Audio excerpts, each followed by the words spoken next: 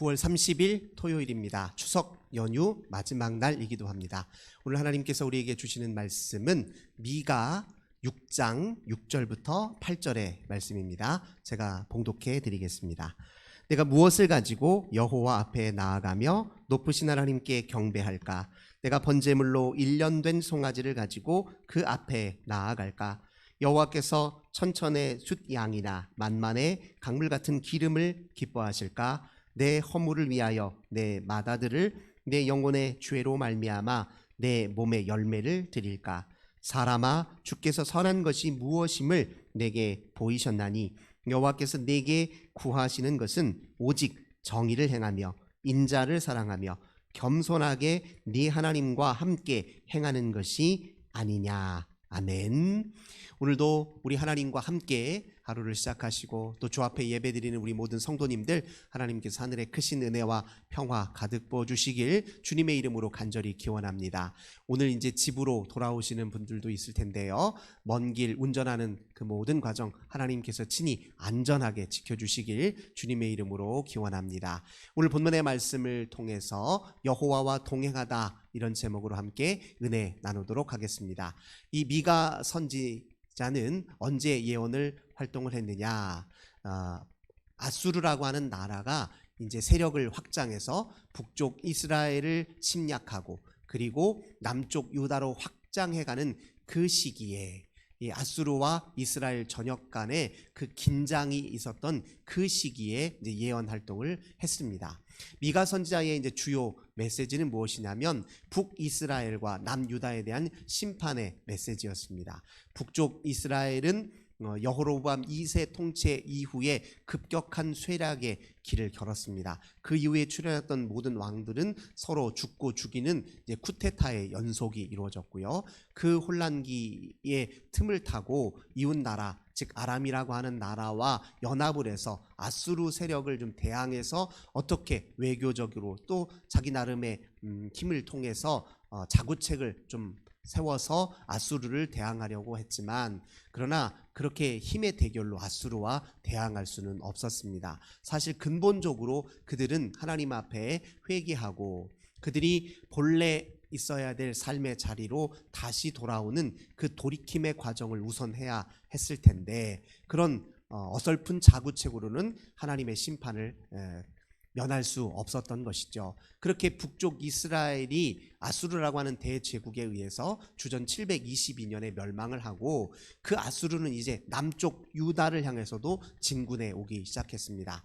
남쪽 유다를 향한 그 진군의 모든 과정들 역시 하나님께서 미리 다 예고하신 일이고, 결국 아수르로부터 하나님이 유다를 지켜주긴 하셨으나 나중에 바벨론을 통해서 유다를 심판했던 것을 우리는 역사적으로 이미 잘 알고 있습니다. 그렇게 아수르라고 하는 큰 세력의 확장 과정을 통해서 하나님께서 미가 선지자를 통해 이스라엘과 남유다를 향해 이 심판과 경고의 메시지를 주셨던 것이죠. 그 메시지의 이제 이면에는 근본적으로 하나님이 이스라엘과 유다를 향해 기대하고 원하시던 것이 있어요. 그런데 그것은 하나님께서 그들이 하나님의 백성이니 하나님의 백성답게 하나님과 함께 주의 말씀과 진리에 근거하여 살도록 하는 일이었는데, 그들은 그들에게 주어진 그 본분을 이제 새까맣게 잊어버렸던 것입니다. 그래서 그들을 향해 심판의 메시지를 주었던 것입니다. 어떻게 보면 그 심판의 메시지는 하나님의 이제 사랑의 한 표현이다 이야기할 수 있습니다. 사랑하시니 여전히 포기할 수 없으니 그들을 향해서 하나님께서 오래 참고 계시기 때문에 그렇게 이제 혹독한 심판의 메시지와 경고의 메시지도 주셨던 것이다, 이렇게 이해할 수 있을 것입니다. 남쪽 유다를 향해서 하나님이 메시지를 주실 때는 특별히 그들의 여러 영적인 문제들 중에서 하나님이 이런 면모들을 그들에게 경고하셨습니다. 미가 우리 3장 말씀을 제가 봉독해 드리겠습니다. 11절과 12절입니다. 그들의 우두머리들은 뇌물을 위하여 재판하며 그들의 제사장은 삭슬 위하여 교훈하며 그들의 선지자는 돈을 위하여 점을 치면서도 여호와를 의뢰하여 이르기를 여호와께서 우리 중에 계시지 아니하냐, 재앙이 우리에게 임하지 아니하리라 하는지라. 이게 무슨 말입니까? 그 사회의 지도자들은요, 하나님의 말씀과 진리와 법도를 따라서 백성들을 잘 섬기고 사랑하는 것이 아니라 그들의 권력과 지위를 이용해서 뇌물을 탐하고 탐욕을 일삼는 그 일에만 매진을 했다는 거예요. 그리고 제사장들은요, 그들은 하나님의 율법을 백성들에게 잘 가르쳐야 되고, 또 백성들이 자신의 삶 가운데 하나님 앞에 죄를 짓고 또 부정해질 때 그들로 다시 거룩함을 회복하도록 하나님께 잘 예배하고 돌아오는 그 모든 과정을 안내해야 될 제사장들이 그 율법을 가지고 어떻게 합니까? 또 자기 속을 채우는데 활용했다는 거예요. 자기 해야 될 역할을 그저 자기 속을 채우는 것으로 사용했다고 이렇게 이야기합니다. 그래서 삭슬 위하여 교훈했다 이렇게 표현하는 것이죠. 하나님의 메시지와 말씀을 전하는데 그것으로 자기 의를 이루고 또 종교적인 지위 또 자기 엘리트 그리고 특권 의식 여기에 완전히 젖어들어서 스스로의 본분과 본질은 벗어나고 엉뚱하게 자기 주어진 역할을 이용해서 하나님 앞에 범죄하였다라는 것을 지금 꼬집고 있습니다. 뿐만 아니라 선지자들은 돈을 위하여 점을 친다 그렇게 표현하고 있습니다. 선지자들의 본래 역할은 무엇입니까? 그 시대를 향한 하나님의 뜻, 하나님의 말씀, 하나님의 메시지를 바르게 백성들에게 전달하는 일이었잖아요. 왕이 왕 노릇을 제대로 못하면, 제사장이 제사장으로서의 직무를 제대로 이행하지 못하면 그것을 하나님의 메시지로, 하나님의 말씀으로 다시 일침을 주고 깨닫게 하는 역할이 선지자들인데, 그들은 그 하나님이 주어진 그 본분을 잊고 돈 벌기 위해서 점치듯 하는 마치 무당과 같은 일을 일삼았다고 얘기합니다. 근데 그보다 더 중요한 문제가 무엇이냐면 그들이 하나님 앞에 그렇게 자기 이속과 탐욕을 챙기는 일로 자기 본분과 역할을 망각했음에도 불구하고 하나님이 우리 곁에 계시지 않느냐, 하나님이 우리 하나님이시니까 우리는 재앙을 당할 일도 없고 어려움을 당할 일도 없다 이렇게 스스로 착각한 것, 이것이 더 근원적인 문제였다는 것입니다. 이게 무엇을 뜻합니까? 하나님을 다 자기식대로 합리화하면서 받아들였다는 거예요. 진짜 하나님이 어떤 분이신지, 하나님이 우리에게 나에게 진짜 원하는 것이 무엇인지에 대해서는 아무런 관심도 기울이지 않고 자기식대로 자기 입장에서 자기 편할 대로 하나님을 이해하고 하나님에 대해서 말하고 또 하나님을 이용하고 하나님이 자기 인생에 마치 도구인 것처럼 그렇게 여겼던 그 근본적인 태도와 잘못 때문에 하나님이 지금 심판과 경고의 메시지를 주고 계십니다. 그러면서 우리가 함께 오늘 읽지는 않았지만 6장 1절에서 하나님이 그들에게 근본적인 문제를 제기하십니다. 그 문제는 이렇습니다. 3절입니다. 6장 3절. 이르시기를 내 백성아 내가 무엇을 내게 행하였으며 무슨 일로 너를 괴롭게 하였느냐 너는 내게 증언하라. 즉 내가 너희에게 행했던 모든 일들 중에서 너희가 한번 잘 생각해봐라. 내가 너희에게 하나 실수한 것이라도 있더냐? 너희들을 괴롭게 일부러 너희를 괴롭게 한 적 있더냐? 너희들을 잘못된 방향으로 내가 이끌었던 적이 있더냐? 이렇게 그들 백성들에게 하나님께서 지금 질문을 던지신 거예요. 이 말은 즉슨 하나님이 이스라엘을 향해서 유다를 향해서 지금까지 보이셨던 그 하나님의 그 선하신 의지와 하나님의 그 자비와 긍휼에 대해서 깊이 한번 다시 묵상해보라, 그런 의미입니다. 하나님이 너희를 언약 관계로 맺으시고 신실하게 너희들을 이제까지 이끌었던 그 모든 역사를 반추해 보아라. 내가 어떤 사람인지, 내가 누구인지, 너희 앞에 누구인지를 다시 한번 살펴라, 이렇게 요청하신 것입니다. 그러면서 몇 가지 역사 속에서 하나님이 이스라엘과 유다를 향해서 보여주셨던 그 은혜를 환기시키고 계신데요, 이렇게 이야기합니다. 4절입니다. 내가 너를 애굽 땅에서 인도해 내어 종노릇하는 집에서 속량하였고, 애굽의 노예 생활로, 그 노예 생활로 신음하고 고통받고 울부짖었던 그들을 향해서 하나님이 안타까이 여기시고 들으시고 그리고 보시고 내려오셔서 그들을 건져주셨던 그 사건, 출애굽 사건을 다시 환기시키고 계십니다. 뿐만 아니라 모세와 아론과 미리암을 내 앞에 보냈느니라. 지도자들을 하나님께서 보내셔서 광야길을 건너게 하시고 그 광야에서 하나님이 성막도 주시고 율법도 허락하셨잖아요. 하나님이 은혜로 만나와 메추라기도 주셨습니다. 하나님이 생명의 주인이시고 진짜 누가 너희를 먹이고 입히고 돌보는지를 철저하게 깨닫도록 은혜를 부어주시는 공간으로 하나님이 인도하셨잖아요. 어디 그뿐입니까? 5절 보니까 너는 모압 왕 발락이 꾀한 것과 부올의 아들 발람이 그에게 대답한 것을 기억하며. 무슨 말입니까? 민수기 22장과 24장에서 이런 일들이 있었잖아요. 당시 모압 왕 발락이 이스라엘이 자기들 영역을 이렇게 침투해서 그걸 지나가는 모습을 위협으로 느껴서 발락이라고 하는 예언자를 통해서 저들을 저주하라고 명했습니다. 그런데 발락이 이 발람이라고 하는 선지자가 발락 왕의 명을 따라서 이 예언을 하려고 하는데, 아니 나쁘게 예언하려고 하는 건데 하나님께서 그 발람의 입술을 부여잡으셔서 하나님께서 축복의 메시지로 바꿔놓으셨잖아요. 그런 사건들이 광야에서 그들이 경험했던 하나님의 은혜였습니다. 즉 이스라엘을 향해서 모략하고 또 이스라엘을 향해서 험담을 늘어놓고 이스라엘을 또 죽이려고 했던 그 모든 세력들로부터 하나님이 어떻게 이스라엘을 지키셨는지를 환기시켰던 것이죠. 그러니 하나님이 역사 속에서 그들에게 보여주셨던 건 무엇입니까? 하나님이 약속으로 택한 그 백성들을 향해 얼마나 신실하고 성실하시고 자비로우시며 꼼꼼하게 그들을 인도하셨는지를 다 이렇게 돌이켜 회상하도록 하신 것입니다. 그 놀라운 사랑 앞에 그러면 우리가, 이스라엘이, 유다가 어떻게 응해야 되는지 하나님이 오늘 우리가 읽었던 본문을 통해서 다시 한번 확인시켜주고 계십니다. 오늘 본문에서 특별히 6절에 보니까 내가 무엇을 가지고 여호와 앞에 나아가며 높으신 하나님께 경배할까?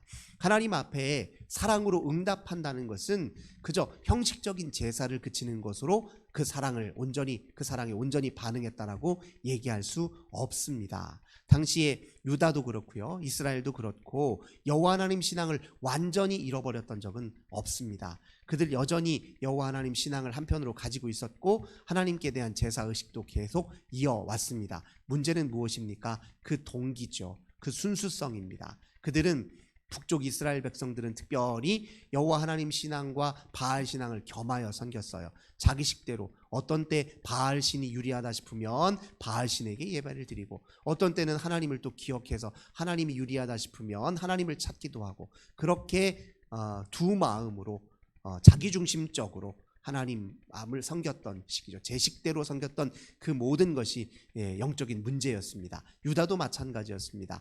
유다도 하나님께서 특별히 다윗 왕 이후로 그 모든 후세의 왕들을 다 지켜주시고 친히 하나님께서 끊임없이 그들과 함께 하셨음에도 불구하고 그들의 제사는 때로 형식적일 때가 많았습니다. 하나님 앞에 그저 내가 하나님의 백성임을 스스로 확인하고 자부하고 또 그것으로 스스로를 이렇게 높이려고 하는 그런 마음 때문에 그런 잘못된 마음가짐으로 하나님을 예배했던 때가 많았다는 것이죠. 그러니 그런 형식적인 제사가 중요한 것이 아니라는 것을 미가 선지자를 통해서 꼬집고 있습니다.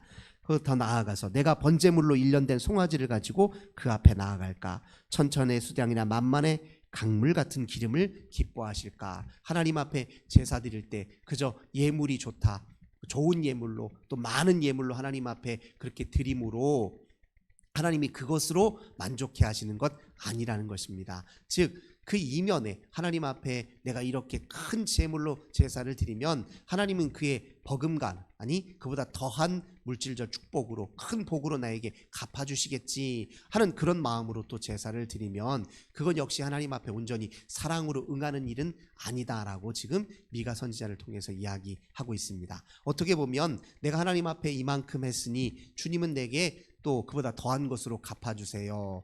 일종의 이것은 우리가 하는 모든 일들을 하나님께 받으려는 보상 때문에 하나님이 주시는 물질적 축복 그리고 그 보상 때문에 드리는 예배는 하나님 앞에 온전한 제사와 예물이 될 수 없다. 지금 이렇게 이야기하고 있습니다. 예물을 하나님께 드린다는 것의 근본적인 의미는 무엇입니까? 내가 하나님 앞에 진심으로 가까이 다가선다는 것을 의미하잖아요. 거룩하신 하나님의 존전 앞에 더 가까이 다가가도록 내가 하나님의 거룩한 백성답게 나를 정화시키고 내 모든 죄를 끊어내고 또 하나님 앞에 새로운 마음가짐으로 다시 서려고 하는 것이 제 예물을 드리는 것의 본질적 의미 아니겠습니까?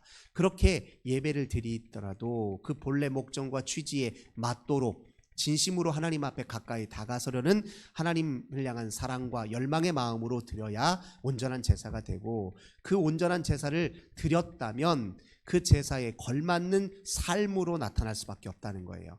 진짜 하나님, 거룩하신 하나님의 존전 앞에 가까이 다가가고자 온전한 예배를 드렸다면 그 하나님의 거룩으로 물들어 일상을 거룩하게 살 수밖에 없다는 거예요. 그 거룩한 삶의 핵심적 요소를 미가는 뭘로 꼽고 있습니까? 오늘 읽었던 8절의 말씀입니다. 사람아, 주께서 선한 것이 무엇임을 네게 보이셨나니 여호와께서 네게 구하시는 것은 정의를 행하며 인자를 사랑하며 겸손하게 내 하나님과 함께 행하는 것 아니냐. 하나님 앞에 온전한 자세로 거룩하신 주님의 존전 앞에 나아가 그 거룩하심의 영향을 받은 사람은 일상을 정의롭게 사는 데 힘쓴다는 거예요. 사랑하며 사는 데 힘쓴다는 겁니다. 하나님과 동행하는 데 힘쓴다는 것입니다. 주님과 동행한다는 게 무엇을 의미합니까? 매 순간 하나님의 시각으로 내게 주어진 모든 삶의 자리들을 살피고 주변 사람들을 바라보고 내가 겪는 모든 사건의 의미를 하나님의 시각으로 주의 말씀의 조명하에 이해하고 받아들인다는 걸 의미합니다. 내가 마음에 품으려는 생각과 말과 행동을 모두 다 하나님과 긴밀한 접속과 소통 속에서 생성된 생각, 말, 행동을 취한다는 것을 의미하는 것 아닙니까? 또 궁극적으로 우리 인생의 목적과 지향점이 하나님께 있다는 사실을 잊지 않고 우리의 삶의 모든 순간순간이 그 궁극적으로 지향하는 그 목표점과 잘 부합되도록 일치하도록 조정하며 산다는 걸 의미하는 것 아닙니까? 그게 주님과 동행하는 일이죠. 마치 하나님께서 내 인생의 구석구석에서 순간순간 나에게 말씀을 주실 때 그걸 잘 그때그때 알아차리고 그때그때 순응하도록 이끄시는 그 하나님께 늘 깨어있는 것이 하나님과 동행하는 것 아니겠습니까? 주를 온전히 예배하고 주께 정말 주님 중심으로 내가 살아갈 마음가짐을 갖고 있다면 결국 이런 삶으로 하나님 앞에 영광을 돌릴 수 있고 그리고 그렇게 돌려야 내가 진짜 하나님의 사람이라는 것이 드러난다. 네가 선지자는 말씀을 통해 우리에게 다시 한번 일깨워 주고 있습니다. 오늘 이 시대에 하나님께서 진짜 찾는 사람이 누구입니까? 예수님 말씀처럼 영과 진리로 예배하는 사람이잖아요.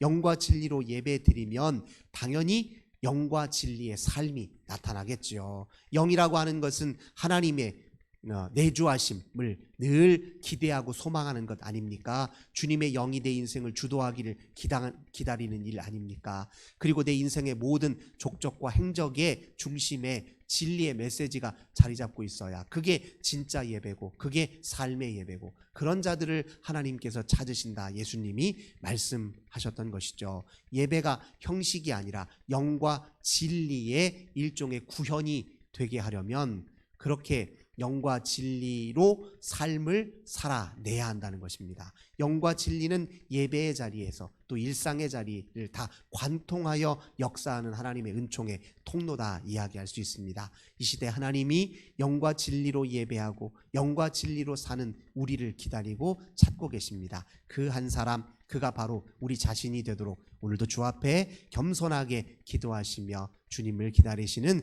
우리 모든 성도님들 되시길 주님의 이름으로 간절히 기원합니다. 좋으신 주님 감사드립니다. 미가 선지자를 통해 다시 한번 저희들 일깨워 주시니 감사드립니다. 영과 진리로 예배하고 영과 진리로 인생을 살 때 우리 인생에 정의롭고 또 평화가 넘치며 사랑이 가득하며 또 우리 주님과 겸손히 동행하는 역사가 나타난다는 것을 다시 한번 말씀을 통해서 마음에 새깁니다. 영원히 우리 주님과 동행하며 주님이 주시는 참 풍요와 만족과 기쁨을 누리는 저희들 다 되게 하여 주옵소서. 주 예수님의 이름으로 간절히 기도드립니다. 아멘.